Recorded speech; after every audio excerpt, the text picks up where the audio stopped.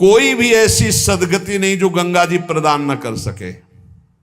गतिम चिंत्यताम विप्रास्तूर्णम सामान्य जन्मनाम, सामान्य जनों को भी परम गति प्रदान करने वाली और ब्रह्म ऋषियों के चिंतन मात्र से जो गति पर जो चाहे वो गति गंगा जी प्रदान करें। साक्षात ब्रह्म द्रव प्रवाहित है गंगा जी।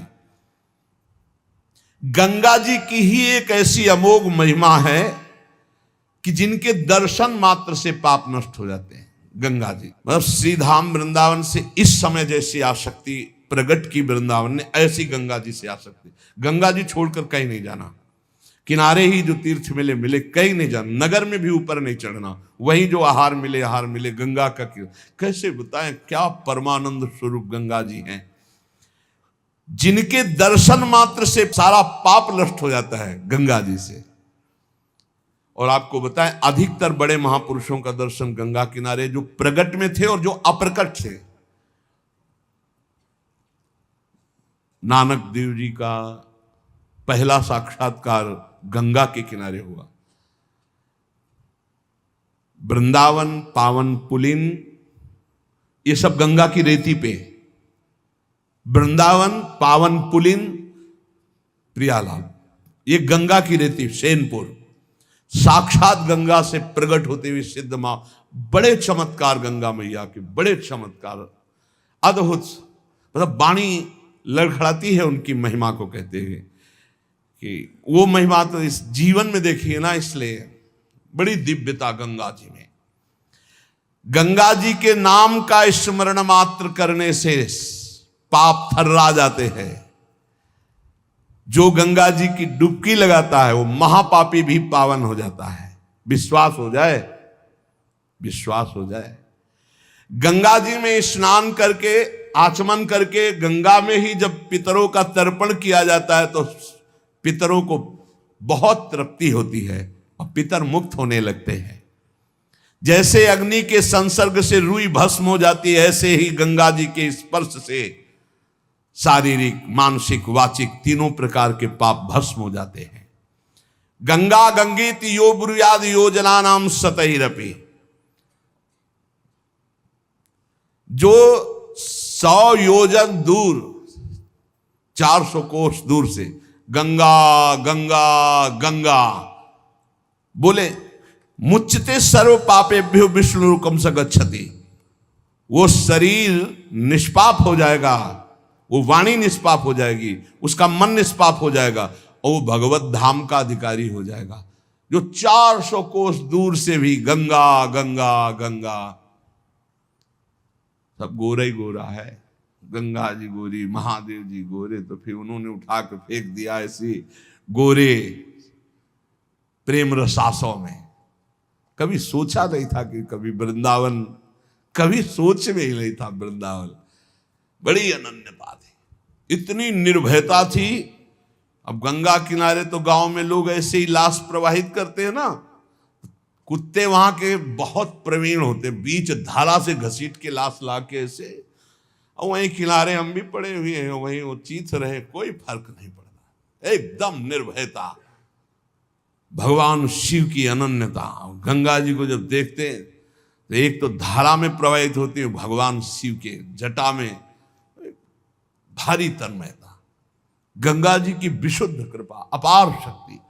कह रहे सैकड़ों योजन दूर से अगर गंगा गंगा गंगा ऐसा पुकार दे तो उसका शरीर पवित्र हो जाएगा, उसका मन पवित्र हो जाएगा, उसकी वाणी पवित्र। कल नरकों का वर्णन हुआ था, आज नरकों से उद्धार का वर्णन हो रहा है भाई। गंगा जल का आचमन करने वाला, गंगा जल का स्नान करने वाला, गंगा की धारा का दर्शन करने वाला और 400 कोस दूर से गंगा गंगा गंगा ऐसा उच्चारण करने वाला नरक नहीं जाएगा। कल जब नरकों का वर्णन हुआ था तो कई लोगों के बातें आई थी कि हमारे 38 के 38 हमारे में लक्षण है, अब क्या होगा। कोई कहता हम में 5 हैं, कोई कहता हम में 2 हैं, इसका मतलब नरक जाना पक्का है। तो आज उसकी काट सुन लो। नाम संकीर्तनम यस्य सर्व पाप प्रणाशनम, करना मत अवलो नसानी, अब ना न सही हो, पहले नियम लो कि आज के बाद नहीं करेंगे। नाम कर संकीर्तन करो, प्रभु का चरणामृत पियो। कभी अवसर मिले तो गंगा जी के समीप जाके साष्टांग दंडवत करके डुबकी लगाओ, आनंद पूर्वक खड़े होकर कुछ देर नाम जप करो। नरक वरक नहीं मिलेगा, सब बढ़िया मंगल हो जाएगा, पर करना ये पड़ेगा। कह रहे जो गंगा जी में स्नान के लिए कभी नहीं गए, ना गंगा जी का नाम लिया, ना गंगा जी पे श्रद्धा करते हैं, ऐसे लोगों की जीवन में जो आचरण बनते हैं वो बड़े निरर्थक होते हैं और ऐसे लोगों की ही दुर्गति होती है। पर गंगा जी का एक बार का स्नान निष्पाप कर सकता, पूर्ण विश्वास होना चाहिए। एक बार हरिद्वार में बहुत लोग गंगा स्नान कर रहे थे, पार्वती जी ने कहा कि देखो इन सबका उद्धार पक्का हो गया, क्योंकि हम देवी की महिमा को जानती गंगा की, ये सब स्नान करके पूर्णिमा का पर्व है, ये स्नान कर रहे हैं, पक्का निष्पाप हो गए। महादेव जी ने कहा नहीं नहीं नहीं। बोले क्यों प्रभु? बोले इनमें कोई गंगा स्नान कर रहा है, सब पानी में डुबकी लगा के आ रहे हैं, गंगा में थोड़ी लगा के। बोले प्रभु आप भी एक आश्चर्य में बात करते, सब देखो ना कितने भाव से नहा नहा के आ रहे हैं। बोले अच्छा इनको विश्वास नहीं गंगा जी पे, इसलिए पानी पे डुबकी लगाते हैं, कोई एक होगा जिसे विश्वास होगा। देखो अभी हम परीक्षा करते हैं। रास्ते में बैठ गए तो फिसल के जैसे गिर गए हों ऐसे वृद्ध का रूप रख के गिरे हुए, अम्बा जी तो नवीन रूप धारण करके। बोले जो निकले उससे जो हम कहें सो कहो। तो जो महादेव जी ने सिखाया तो कहते भैया ये हमारे पति देव गिर गए हैं, थोड़ा हाथ सहयोग दीजिए, पकड़ के उठा दीजिए, अकेले उठ नहीं रहे, आप आइए। और जब कोई आने लगे तो कहना निष्पाप पुरुष ही हमारे पति को छू सकता है, अगर पापी छुआ तो भस्म हो जाएगा, बस इतना तुम्हें बोलना है, ठीक है। अब जो निकलते बोले भैया आप गंगा नहा के आ रहे हो? बोले हाँ। तो बोले आप तो निष्पाप हो ही गए, हमारे पति फिसल के गिर गए, हमारे पति निष्पाप हैं, और जो निष्पाप पुरुष इनको निकाल सकता है, अगर कोई पापी छू लिया तो भस्म हो जाएगा, आप सहयोग करो। बोले गंगा तो नहा के आए पर पाप बहुत तो हुए हो, अगर कहीं पाप नष्ट न हुए हो तो भस्म ही हो जाएंगे। नहीं, कोई नहीं, किसी की हिम्मत नहीं पड़ी कि महादेव जी को निकलवा दें, क्योंकि जहां ये कहती कि अगर पापी पाप तो हुए हैं यार, अब पता नहीं गंगा नहाने में नष्ट हुए कि नहीं नष्ट हुए, बेकार को भस्म हो जाए इससे। उनमें एक आदमी सरल भाव से गंगा गंगा गंगा माँ गंगे स्नान किया, और बोले भैया हमारे पति को निकलवा। बोले अच्छा भैया लुटा रखा। बोले भैया एक बात सुन लो, हमारे पति निष्पाप हैं, अगर पापी पुरुष छुएगा तो भस्म हो जाएगा। तो बोले भैया आपको विश्वास नहीं, गंगा मैया में स्नान करके आ रहा हूं, अब भी पापी हूं। और तत्काल भगवान बाहर निकाल किसी को। जब वो चला गया तो भगवान शिव ने कहा ये केवल गंगा स्नान करके आया है, इसकी वजह। अर्थात भाव विद्यते देवा ना पाषाणे ना मूर्तये। यदि हम भगवान के नाम, भगवान के धाम, भगवान के इन पावन तीर्थों पर दृढ़ विश्वास करते तो बहुत जल्दी लाभ प्राप्त होता है। ये विश्वास के लिए सुनाता शास्त्र, ऋषि मुनि सब ये विश्वास के लिए सुनाते। हमें दृढ़ विश्वास कर लेना चाहिए कि अब हमारा कल्याण तो हो ही गया। जैसे गंगा जी क्या है? भगवान श्री कृष्ण का चरणामृत है। गांगम वारी मनोहारी मुरारी चरणच्युतम त्रिपुरार शिरश्चार, जिसे भगवान शिव मस्तक पर धारण किए। अपने लोग रोज चरणामृत पीते हैं, किनका? प्रिया प्रीतम का। अब और गंगा की जरूरत पड़ेगी? जहां से गंगा प्रकट हुई उनके सर्वांग स्नान का जल हम। यमुना जी, जब यमुना जी गंगा जी से मिली तो गंगा जी ऐसे होकर प्रणाम मुद्रा में मिली यमुना जी से। यमुना जी ने कहा तुम्हारा हो भाग्य कि तुम जगत पावन करने वाली गंगा हो। तो उनका तुम्हारे सामने मेरी कोई सामर्थ्य नहीं, क्योंकि तुम में प्रभु पूर्ण अवगाहन करते, हम तो प्रभु के चरण धोवन मात्र हैं, आपके ऊपर तो पूर्ण प्रभु की कृपा है। ब्रजेंद्र सूनु राधिका हृदय प्रपूर्य माणयो महारसाब्द पूरयो रिवाति तीव्र वेगता रसैक सीम राधिका पदाब्ज भक्ति साधिका तदंग राग पिंजर प्रवाह। श्री लाडली लाल का अंग राग लेकर प्रवाह करती है। ये अपने कल्याण की अब कोई चिंता रह गई?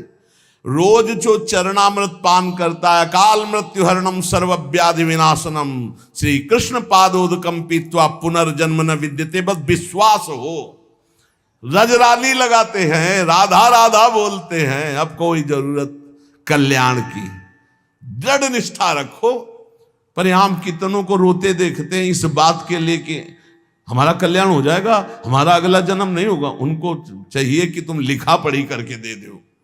अरे विश्वास मानो यार, विश्वास मानो। कल्याण स्वरूप आप हो चुके हैं, धाम में बैठे हैं, पर आपको विश्वास है नहीं। हित दूर जो विश्वास है तब वही सुधरे बात, ना तरु माया पंथ में फिरे जो टक्कर खात। ये विश्वास करो, एक एक बात कल्याण करने वाली है। भगवती गंगा जी 400 कोस दूर से गंगा गंगा बोले तो भगवान के धाम भेज देती निष्पाप करके। ऐसी महामहिमा श्री गंगा जी के स्मरण में, अवगाहन में, आचमन में, स्नान करने में है। अब ध्यान दो के सुनो, जो न गंगा नहाता है, न नाम जप करता है, न भगवत सेवा करता है, तो पशु योनि में जाता है। कह रहे हैं पूति गंधम तमोमेध्यम वर्जनीयम प्रकीर्तितम, पूर्वत भक्षणे प्रीता अद्य पापम करोति च, स्तेयशीलो निशाचारी बुद्धिर्गेयः सवंचकः, अबुधा सर्वकारेषु अज्ञाता सर्वकर्मसु, समयाचारहीनस्तु पशुरेव स बालिशाः। ये पशु योनि में जन्म लेंगे ऐसे लोग। कैसे लोग? नरक जाएंगे, कल चर्चा। गंगा जी की महिमा अपार। अब सुनो, पशु योनि में कौन जाएगा? जब जीव यहां कोई पापाचरण करता है तो भूतेश्वर भगवान मथुरा में है, उनका शासन होता है। ब्रज 84 कोष के जीवों को जो प्रेत योनि को प्राप्त होते हैं उनको, और जब मुक्त होने का अवसर आता है तो ऐसे छूट दे देते हैं। ऐसे नहीं है कि वो तुमसे, यहाँ ऐसा नहीं कि नहीं है, कई प्रसंग पाए गए हैं अभी तो देखिए। तो पशु योनि को प्राप्त होता है। देखो, जो रात के 11 बजे के बाद 3 बजे के बीच में भोजन करता है, ये निशाचर है। निशा माने रात, चर माने विचरने वाले। रात में खाना, रात में तुमको 8-10 बजे तक भोजन कर लेने का नियम। 11 आखिरी है, 11 के बाद भोजन में बिल्कुल नहीं होना चाहिए। ये रात नहीं ऐसे कि तुम्हारा जब मना है तब भोजन। 11 से लेकर 3 बजे के बीच में बिल्कुल नहीं। शांति से भजन करो, सो जाओ, उपद्रव मत करो। अब सीटियां बज रही हैं 12 बजे, चलो होटल में चलते 12 बजे खाने, ऐसे लोग जाते हैं। पशु योनि निश्चित। अपवित्र भोजन, दुर्गंध युक्त भोजन, अभक्ष भोजन, इनको पाने में जो आनंद मानता, रात के 11 से 3 के बीच में भोजन, जो रात में आहार ऐसा करता है उसको पशु योनि मिलती है। जो दूसरों का धन चोरी करता है, जो विद्वान बन करके दूसरों की वंचना करके धन को लूटता है, जो अपने कर्तव्य कार्यों से अनभिज्ञ होकर मनमानी आचरण करता है, जो समयोचित सदाचार का ज्ञान नहीं रखता, वो मूर्ख पशु योनियों को प्राप्त होता है। जो हिंसक स्वभाव का है, जो अपने परिवार वालों को पीटता है, गाली गलौज, थोड़ी सी संपत्ति के लिए मारपीट, ऐसी लड़ाई झगड़ा, कलहप्रिय, कायर, कुत्ते की योनि को प्राप्त होता है। लिखा हुआ है वो कुत्ते की योनि को प्राप्त होता है। जो थोड़े से हिस्सा के लिए भाई बंधुओं को मारपीट, कलह, लड़ाई झगड़ा, इस तरह का व्यवहार, हिंसक स्वभाव, क्रूर स्वभाव, इनको कुत्ते की योनि प्राप्त होती है। जो चंचल स्वभाव, देखो कुछ न कुछ करते जा, बैठे तो पैर हिला रहे, वो मतलब शांत नहीं रह सकते, उनके शरीर में वाइब्रेट होता रहता है। वाइब्रेट जैसे मोबाइल नहीं झनझनाता रहे, वो झनझनाते रहे। सुन लो भाई क्या बनोगे। और जो दूसरे के भोजन के लिए लालायित रहता है, कहां से निमंत्रण आ जाए, कैसे हो जाए, क्या व्यवस्था बन जाए, सुनो। और जब चलता है ना तो बेढंगे ढंग से चलता है, बेढंगे ढंग। और दूसरों की वस्तु देकर लुभायमान होकर छीनने का स्वभाव करता है, उसका अगला जन्म बंदर का मिलेगा, पशु योनि में बंदर बनेगा।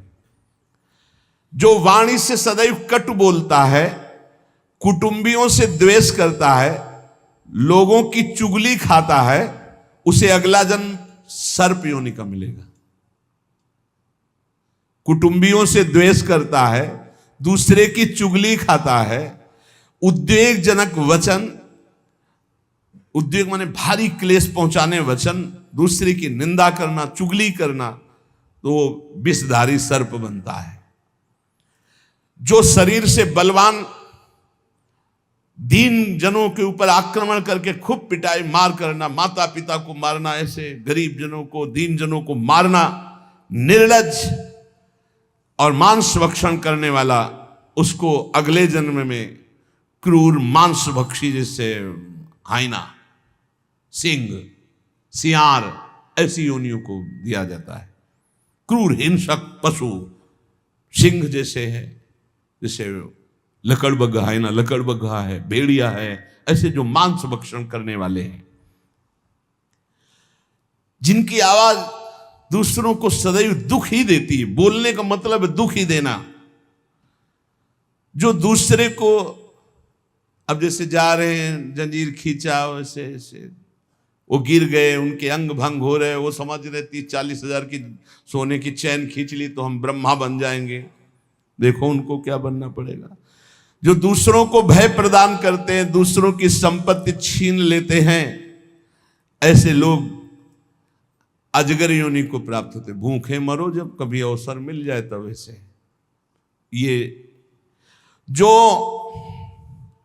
दूरदृष्टि न रख के वर्तमान दृष्टि रख करके केवल भोग के लिए दूसरे के दुख का कारण बनते हैं, केवल उनके चिंतन यही चलता रहे, कहां से क्या खा लूं, कहां से क्या उठा लूं, कहां से क्या, बोले हाथी की योनि को प्राप्त होते हैं, वो पशु हाथी योनि को। इस तरह से 83,99,999 योनियां हैं जो भजन नहीं करते, भगवत विमुख हैं, उनको सब क्रमशः ये प्राप्त होती हैं। उपासक को चाहिए कि कम से कम इतना तो कर ले कि अगला जन्म मनुष्य का हो जाए, फिर भजन करे अगर कोई कमी रह गई हुई। अगर आप नाम जप करेंगे और एक बात ध्यान रखेंगे कि दूसरों को दुख ना पहुंचने पावे, तो पक्की बात है भगवान की कृपा से अगर भगवत प्राप्ति नहीं हुई तो दूसरा जन्म होगा मनुष्य का, और बहुत महान भक्तों के बीच में जन्म होगा। जन्म से ही भजन प्रारंभ हो जाएगा और आप यौवन अवस्था प्राप्त होते होते भगवत प्राप्त हो जाएंगे, काम हो जाएगा आपका। भजन एक ऐसी वस्तु है जो आपको बचा सकती है। अब इसमें कह रहे हैं कि जैसे आप भजन मार्ग में लगे हुए हो और आपको कोई गाली दे रहा है, आपने पलट के गाली दे दी तो आपका भजन क्षीण हो जाएगा। इसलिए भजन को बचाने के लिए कह रहे, अकार्पण्यमपारुष्यम संतोषासर्दधानता, ये ब्रह्म ऋषियों की बातें हैं, बहुत काम की बातें हैं। अनुसूया गुरो पूजा दया भूतेष्व पैशुनम सद्वीरेश दमः प्रोक्तो ऋषि शांत बुद्धि भी। अकार्पण्य माने उदारता। भजन किससे बचेगा? उदार बुद्धि। स्वभाव कह रहे हैं कोमल, कोमल स्वभाव से भजन बचेगा, संतोष वृत्ति से भजन बचेगा, गुरु इष्ट पर श्रद्धा वृत्ति से भजन बचेगा, दोष दृष्टि किसी पर ना हो इसका अभाव हो इस तो भजन बचेगा, गुरु शुश्रूषा सेवा से भजन बढ़ेगा, प्राणियों पर दया तो भजन बढ़ेगा, किसी की भी चुगली ना करना, संत और ऋषि मुनियों का संग करना, इससे भजन बढ़ता है, पचता है। भजन किससे नष्ट होता है? तो कह रहे हैं जब अवमाने न कुप्येत सम्माने न प्रहस्यति सम दुखो सुखो धीरा प्रशांति इति कीर्त्यते। जब तुम्हारा अपमान हो और तुम उसका बदले में अपमान कर दो तो तुम्हारा भजन क्षीण हो जाएगा। और यदि अवमाने न कुप्येत, अगर तुम्हारा अपमान हो रहा तुमने क्रोध नहीं किया, तुम्हारा सम्मान हुआ तुमने सम्मान स्वीकार नहीं किया, बचना भाई, इससे बचना, ये अगला जन्म नहीं होने देंगे। अगर ऐसा आप उदारता, कोमल स्वभाव, संतोष, श्रद्धा, दोष दृष्टि का अभाव, गुरु सेवा, प्राणियों पर दया, चुगली ना करना, निश्चित निश्चित अगला जन्म नहीं होगा। आप अपने भजन को बचाएं। जब कोई आपका अपमान कर रहा हो तो आप उसके बदले में उसका अपमान ना करें। यदि आपको क्रोध आ गया अपमान करने पर तो आपका भजन का फल क्षीण हो जाएगा। यदि सम्मान हुआ, आप आनंदित हो गए कि हमारा बड़ा सम्मान हो, तो आपका भजन क्षीण हो जाएगा। इसीलिए श्रीपाद भी कह रहे हैं, सम्मानम कल्याति घोर गर्लम नीचापमानम सुधा, श्री राधा मुरली धरो भज सके वृंदावन मात्यज। जब कोई सम्मान करे तो उसे भारी विष के समान समझो। सम्मानम कल्याति घोर गर्लम, जैसे बढ़िया खीर मिल रही हो, कान में कोई आके कह दे विष पड़ा है तो आप नहीं खाओगे। ऐसे ये सम्मान, प्रणाम, नमस्कार, वाहवाही ये तुम्हारे भजन के नाश करने के लिए है, ये विष है, इसे मत पीना, स्वीकार मत करो। विश्व नमन करे करने दो, तुम स्वीकार मत करो, तुम हर्षित मत हो। और जब अपमान हो तो उसका अपमान करने वाले का कभी अपमान न करना। धीर पुरुष, प्रशांत पुरुष अपने भजन को ऐसे बचा ले जाता है। जैसे कोई अपमान कर रहा है, बहुत बड़ा अमृत है, सच्ची मानिए। जिसका अपमान हो रहा है वो साधु पुरुष जब अपमान सह जाता है तो उसका भजन बढ़ता है, वो सुख से भगवान में शयन करता है। और जब अपमान हुआ और अपमान दूसरे का कर देता है तो उसका भजन क्षीण हो जाता है, वो अशांत होकर के फिर जगत में शयन करता है। अपमान करने वाला जब कोई सामने से अपमान सह जाता है तो उसका सहन करना उसके नाश का कारण बन जाता है।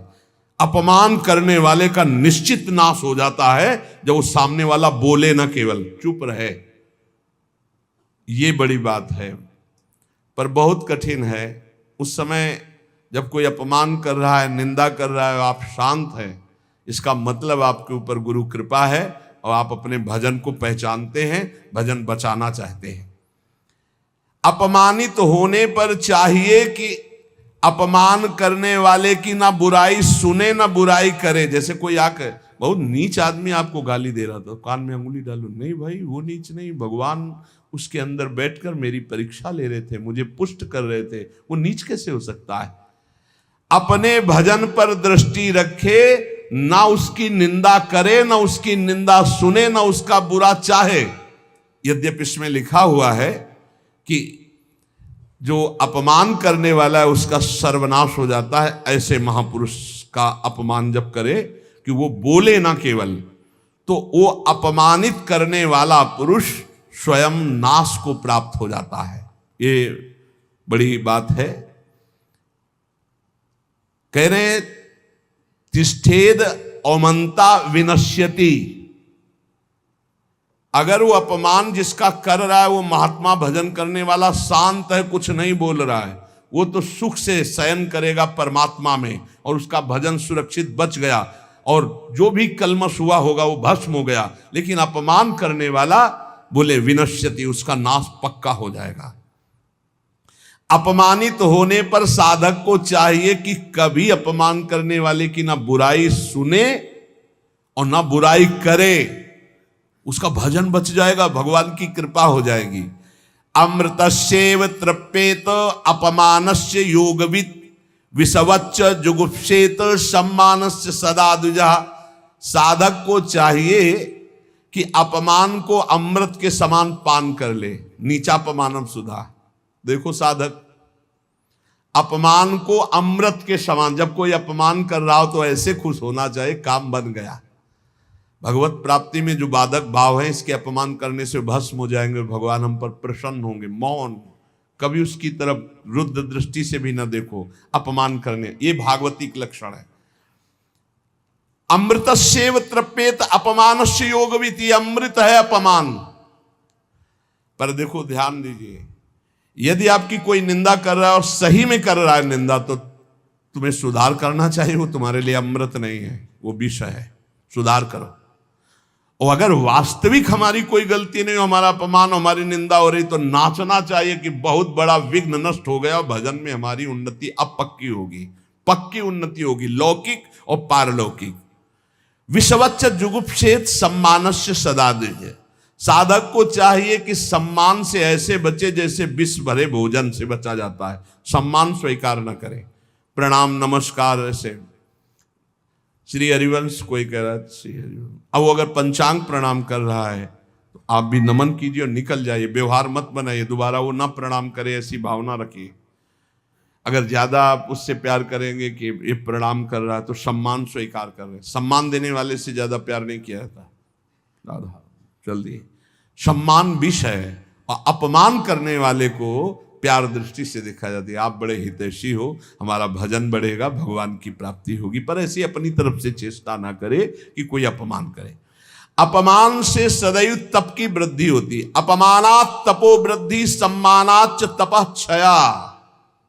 सम्मान स्वीकार करने पर तपस्या भजन क्षय हो जाता है और अपमान होने पर तपो वृद्धि, उसकी तपस्या की वृद्धि होती है। अर्चिता पूजितो विप्रा दुग्धा गौरी गच्छति। जो अपनी पूजा कराने लगता है, अपने प्रणाम स्वीकार करने लगता है, तो जैसे दूध देने वाली गाय दुर्बल हो जाती है, ऐसे वो तपहीन हो जाता है जो भारी प्रणाम नमस्कार पूजा स्वीकार करता है। स्वीकृति नहीं होनी चाहिए। पुनराप्याप्यते धेनु शतृणैः सलिलैर्यथा एवं जपैश्च होमैश्च पुनराप्याप्यते द्विजा। साधक को चाहिए कि यदि प्रणाम नमस्कार बहुत करवा चुका है, वैसा लगा कि मेरा तप क्षीण हो गया, तो बंद कर दे प्रणाम नमस्कार और एकांत में बैठकर, जैसे गाय को फिर अच्छा अच्छा चारा पवाया जाए तो पुष्ट हो जाती है, ऐसे अपने साधन भजन करे, प्रणाम नमस्कार से दूर हो जाए। महापुरुषों ने भी ऐसी लीलाएं की जिससे प्रणाम नमस्कार बंद हो जाए। ये सबको भगवत स्वरूप मान के तुम प्रणाम करो, तभी बात बनेगी। कह रहे हैं कि अगर प्रणाम नमस्कार स्वीकार कर लिया जाए तो सम्मानाच्च तपक्षय, उसका तप क्षय हो जाता है। संसार में देखना, ब्रह्म तेज को प्रकट करने वाला कौन है? जो निंदा हो उसे सहले, वो ब्रह्म तेज को प्राप्त हो जाता है, भगवत तेज को। अपनी निंदा हो मुस्कुरा के सहले, बहुत बड़ी बात है। बोले आक्रोशक समो लोके सुहृदन्यो न विद्यते यस्त दुष्कृत मादाय सुकृतम स्वप्रच्छति। हमारी गलती ना हो, जैसे हमसे गलती हो गई फिर निंदा हो रही, तब तो ठीक ही है, होना ही चाहिए। हमारी गलती नहीं, फिर निंदा हो रही है तो एकांत में प्रसन्न होना चाहिए। अब वो भगवत तेज उसका बढ़ेगा, ब्रह्म तेज बढ़ेगा उसके। आक्रोश मानान नाक्रोशेन मनः स्वम विनिर्वर्तयेत् सन्नियम्य तदात्मानो ममेते नाभिसिंचति।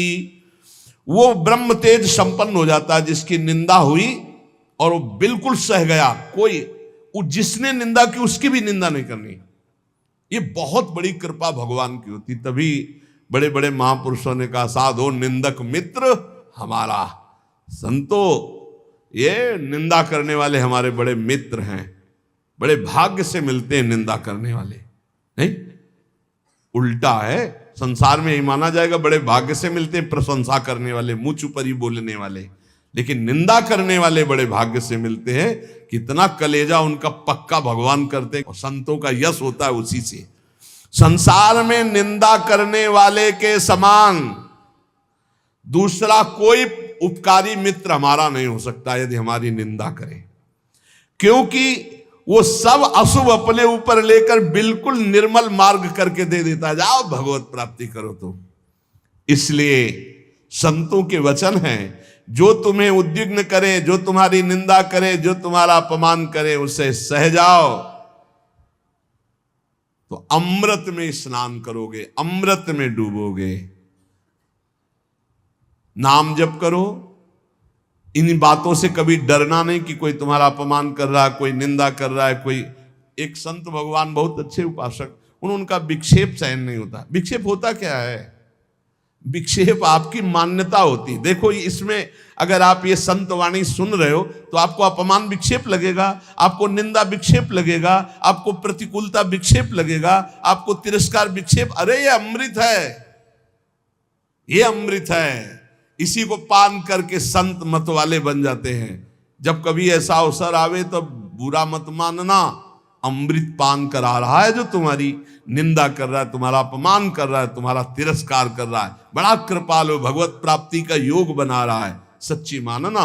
इसलिए सत्संग की बातों का मनन करो, इतने धैर्यवान बनो और निरंतर नाम जप करो। शेष चर्चा के श्री राधा वल्लभ लाल की जय।